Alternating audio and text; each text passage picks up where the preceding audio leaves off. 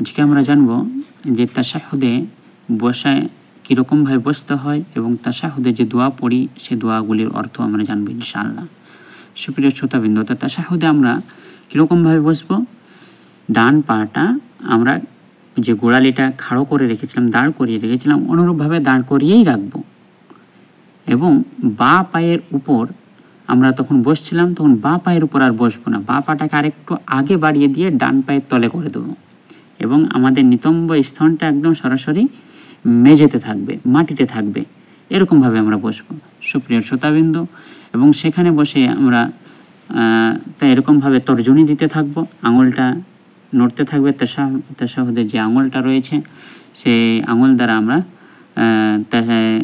তর্জনী দিতে থাকবো এবং দোয়া করব। যে দোয়া আমরা পড়ি সেখানে তার অর্থগুলো আমাদের জন্য জানা দরকার। তো আমরা দোয়া পড়ি আত্তাহিয়াতু লিল্লাহি ওয়াসসালাওয়াতু ওয়াত-তাইয়্যিবাতু। এর অর্থ কি?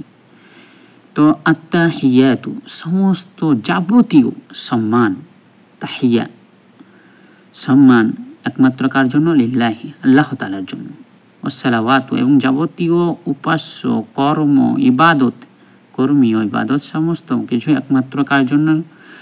আল্লাহ তাআলার জন্য। ওয়াত-তাইয়্যিবাতু এবং যাবতীয় পবিত্রতা পবিত্র একমাত্র আল্লাহ তাআলার জন্য।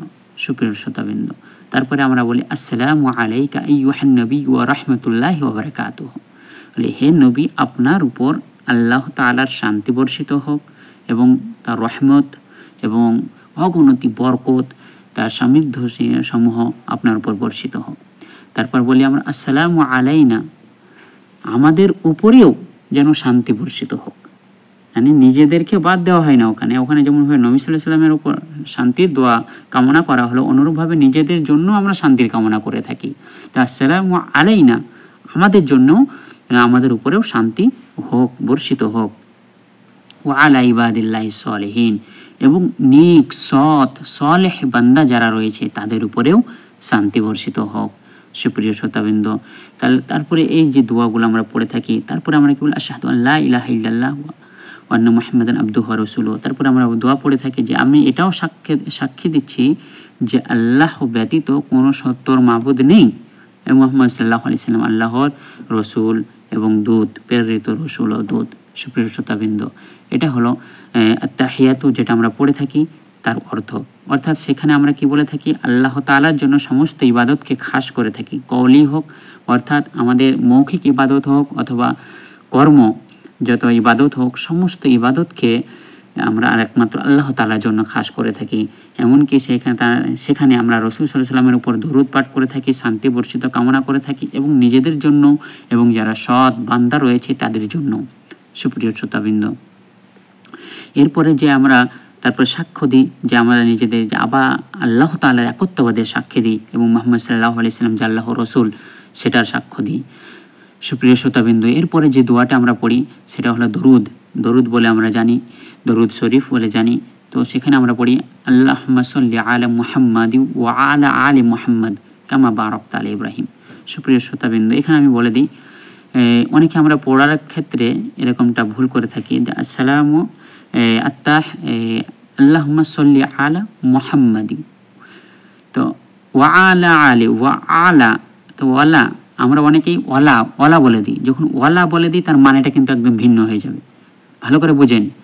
আসসালামু আল্লাহুম্মা সাল্লি আলা মুহাম্মাদি, এতটুকু পর্যন্ত তো ঠিক আছে যে হ্যাঁ আল্লাহ আপনি মুহাম্মদ সাল্লাল্লাহু আলাইহি সাল্লামের উপর শান্তি বর্ষণ করুন, সল্লি মানে শান্তি বর্ষিত করুন, সালাম বর্ষিত করুন। তো অনুরূপভাবে আমরা রহমতের দোয়া করি যে রহমত বর্ষিত করুন। তো অনুরূপভাবে ওয়া আলা আলি মুহাম্মদ, এখানে আমরা অনেকে ভুল করে দিই, ওয়ালা আলে বলে দিই, ওয়ালা চলবে না, ওয়া আলা। যদি আমরা ওয়ালা বলি তাহলে মানেটা কি হবে? ওয়ালা তার মানে না, ওয়ালা মানে নয়। আলি মুহাম্মদ সাল্লাল্লাহু আলাইহি সাল্লামের যে পরিবার বংশ রয়েছে তাদের উপর নয়, তাহলে মানেটাই চেঞ্জ হয়ে যাচ্ছে, ভালো করে বুঝুন। তাহলে ওয়ালা আলে বলবো আমরা, ওয়ালা আলে বলবো না, কি বলবো? ওয়া আলা আলি, ওয়া আলা, এরকমটাই যেন আমাদের হওয়া দরকার। সুপ্রিয় শ্রোতাবৃন্দ, তাই এখানে আমাদের ধ্যান রাখা দরকার, একটু আমাদের উচ্চারণের জন্য এদিক ওদিক হওয়ার জন্য পুরো মানেটাই চেঞ্জ হয়ে যাবে, অর্থটাই চেঞ্জ হয়ে যাবে। তা আমাদেরকে এদিকে খুবই সতর্ক হওয়া দরকার, উচ্চারণটা ঠিক করা দরকার সুপ্রিয় শ্রোতাবৃন্দ। তো অনুরূপভাবে শান্তি বর্ষিত হোক, রহমত বর্ষিত হোক কার উপর? মুহাম্মদ সাল্লাল্লাহু আলাইহি সাল্লামের পরিবার পরিজনের উপরেও শান্তি বর্ষিত হোক। কেমনভাবে শান্তি বর্ষিত হোক?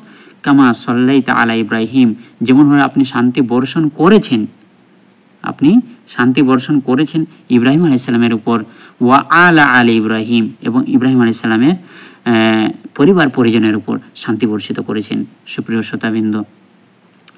তো অনুরূপভাবে এখানে যে রহমত বর্ষিত হওয়ার কথা বললাম, তারপরে পরের যে স্টেপে যাই যে আল্লাহুম্মা সাল্লি আলা মুহাম্মাদ ওয়া আলা আলি মুহাম্মাদ কামা সাল্লাইতা আলা ইব্রাহিম ওয়া আলা আলি ইব্রাহিম ইন্নাকা হামিদুম মাজিদ। ইন্নাকা হামিদুম মাজিদ মানে কি? আপনিই হচ্ছেন সবকিছু একমাত্র প্রশংসিত, আপনিই হচ্ছেন প্রশংসার একমাত্র যোগ্য। ওয়া মাজিদ মানে সমস্ত সম্মান, আপনি হচ্ছেন একমাত্র সম্মানীয়। এরকমটাই আমরা তখন আজ্ঞা করে থাকি সুপ্রিয় শ্রোতাবৃন্দ। তারপরে স্টেপে আমরা যেটা বলি আল্লাহুম্মা বারিক আলা মুহাম্মাদ, আল্লাহ তাআলা আপনি মুহাম্মদ সাল্লাল্লাহু আলাইহি সাল্লামের উপর বরকত নাজিল করুন, আপনার সমৃদ্ধ নাজিল করুন। ওয়া আলা আলি, এখানেও আমরা ধ্যান দেবো, ওয়া আলা আলি মুহাম্মদ, মুহাম্মদ সাল্লাল্লাহু আলাইহি সাল্লামের যে বংশ পরিবার রয়েছে তার উপরেও আপনার এই বরকত নাজিল হোক। তারপরে আমরা কি বলি কামা বারাকতা আলা ইব্রাহিম ওয়া আলা আলি ইব্রাহিম ইন্নাকা হামিদুম মাজিদ, যেমনভাবে আপনি বরকত নাজিল করেছেন ইব্রাহিম আলাইহিস সালামের উপর এবং তার বংশধরের উপর সুপ্রিয় শ্রোতাবৃন্দ। এবং এই যে দরুদ শরীফ রয়েছে এখানে আমরা এরকম দুটো জিনিসে বেশিরভাগে কামনা করে থাকি। এক, রাসূল সাল্লাল্লাহু আলাইহি ওয়াসাল্লামের উপর শান্তি বর্ষিত হোক এবং তার পরিবার পরিজনের উপর শান্তি বর্ষিত হোক, যেমনভাবে শান্তি বর্ষিত হয়েছিল মুহাম্মদ ইব্রাহিম আলাইহিস সালামের উপর এবং তার পরিবার পরিজনের উপরে। ঠিক অনুরূপভাবে দ্বিতীয়, সমৃদ্ধ বা বরকত আল্লাহ তাআলা যেন তার উপর নাজিল করেন মুহাম্মদ সাল্লাল্লাহু আলাইহি সাল্লামের উপর এবং তার পরিবার পরিজনের উপর, যেমনভাবে ইব্রাহিম আলাইহিস সালামের উপর আল্লাহ তাআলা বরকত নাজিল করেছিলেন, সমৃদ্ধ নাজিল করেছিলেন সুপ্রিয় শ্রোতাবৃন্দ। তো এরপরে যে দোয়াটা আমরা পড়ে থাকি সেটা খুবই গুরুত্বপূর্ণ দোয়া, আল্লাহুম্মা ইন্নী যালামতু নাফসি, হে আল্লাহ তাআলা আমি আমার নফসের উপর, আমি নিজের উপর আমি অত্যাচার করেছি, জুলমান কাসীরা, ছোটোখাটো না অনেক অত্যাচার করেছি। কোনো সময় নামাজ পড়ি নাই, নামাজ বাদ দিয়ে আমরা রাস্তাঘাটে বসে থেকেছি, কোনো সময় যেতে যেতে কাউকে কোনো আঘাত দিয়ে ফেলেছি, মুখের দ্বারা কাউকে আঘাত দিয়ে ফেলেছি, আমার হাতের দ্বারা কাউকে আঘাত দিয়ে ফেলেছি, নিজের অন্তরের উপর আমি খুবই জুলুম করে ফেলেছি রব্বুল আলামিন, আমি অনেক পাপ করে ফেলেছি। সেটা এখানে শিকার খাওয়া হচ্ছে যে আল্লাহুম্মা ইন্নী যালামতু নাফসি, হে আল্লাহ রব্বুল আলামিন আমি আমার নফসের উপর, আমি আমার আত্মার উপর অত্যাচার করে ফেলেছি, জুলমান কাসীরা, ওয়ালা ইয়াগফিরু যুনুবা ইল্লা আনতা, আর আপনি ব্যতীত আর কেউ নাই জগতে যে এই গুনাহকে ক্ষমা করে দেবে সুপ্রিম। তো ফাগফিরলি মাগফিরাতাম মিন ইনদিকা ওয়ারহামনি ইন্নাকা আনতাল গফুরুর রহিম, সুতরাং আপনি আপনার তরফ থেকে বিশেষ রহমতের দ্বারা, বিশেষ মাগফিরাতের দ্বারা আমাকে আপনি ক্ষমা করে দিন। ইন্নাকা আনতাল গফুরুর রহিম, নিশ্চয়ই আপনি হচ্ছেন সব কিছু ক্ষমাশীল এবং আপনি হচ্ছেন সব কিছু দয়ালু, গফুর রহিম। আপনি যখন রহম করে আমাকে ক্ষমা করে দিতে পারেন, আপনি যদি ক্ষমা না করেন আমার কোনো জায়গায় ঠাঁই হবে না সুপ্রিয় শ্রোতাবিন্দু। তাহলে এখানেও কিন্তু আমরা কি করলাম, এখানে আল্লাহ তাআলার কাছে এসে কাকতি মিনতি করে হাত জোড় করে নিজের গুনার খাতা মাফ করে নিতে চাচ্ছি। আবার অনুরূপভাবে নামাজ থেকে বেরিয়ে গিয়ে আমি সেই গুনার মধ্যে লিপ্ত হচ্ছি। তাহলে বলুন তো, আমি যে মালিকের সামনে গিয়ে একরকম মুখ দেখাচ্ছি আর মালিকের থেকে যে কাজ থেকে যখন সরিয়ে আসছি তখন আর একরকম, তাহলে এটা নিফাকাতা হয়ে গেল না? এটা দ্বিমুখ কাজ হয়ে গেল না আমাদের?